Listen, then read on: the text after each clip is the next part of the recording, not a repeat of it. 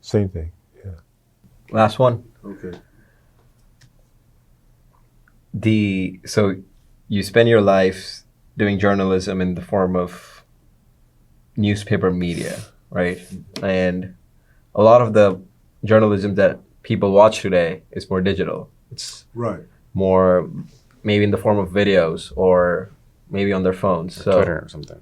exactly. So this new notion, let's say the media outlets, let's say for example CNN, um, do you consider like it's a different fact that we had to transition, like society as a whole transition to this medium, but in your opinion, do you think journalism, like the spirit of journalism, still stays intact with the format that we have today, or you think that it's overrated? Oh, no. Conventional journalism is just as aggressive. I mean, you have to, as a reporter, you have to remain polite but aggressive. You're expected to be aggressive. Or your editors expect you to be aggressive. You don't turn away from a story. You go after it. And you remain professional and polite, and you see the people on CNN when they're going after interviews or when they're interviewing someone, most of them are asking tough questions. And you have to be tough in journalism industry, whether it's digital media, broadcast media, radio, or print. Doesn't matter. That's what I tell my students. I teach a course here, Advanced Public Affairs Reporting. And I tell the students that the course is difficult. In fact, the first day of class, the first time we meet, I go around the room and see how many hours each student is taking and see if they have the capacity to stay with the course, and because it's very demanding. And I tell them this course is demanding for a reason.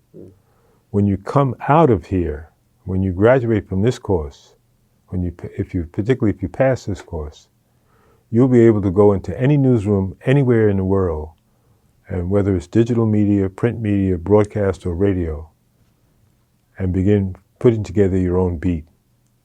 Because you're going to put together your own beat starting today.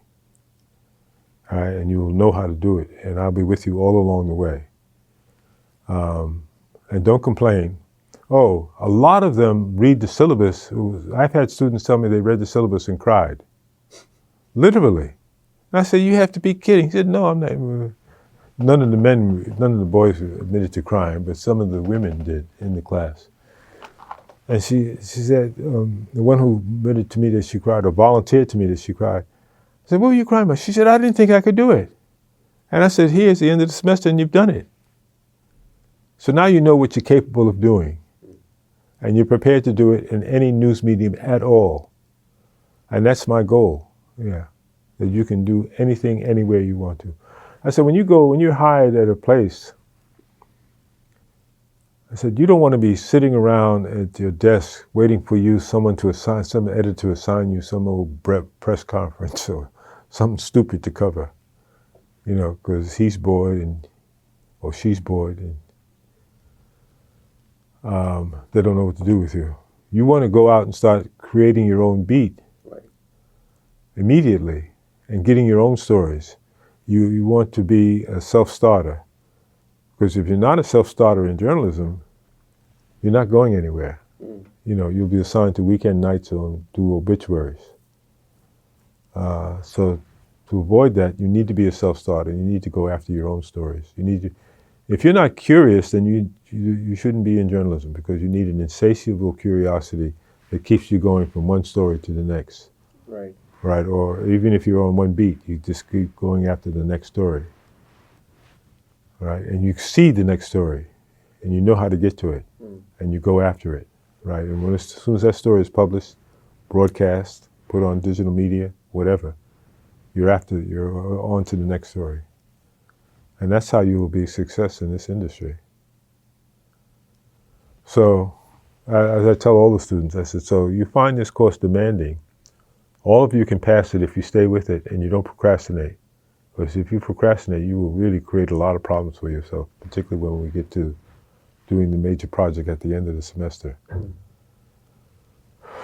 So, they complain and they moan and they talk about me like a dog, and then they all smile at the end of the semester, particularly those who pass. I had one student who really surprised me.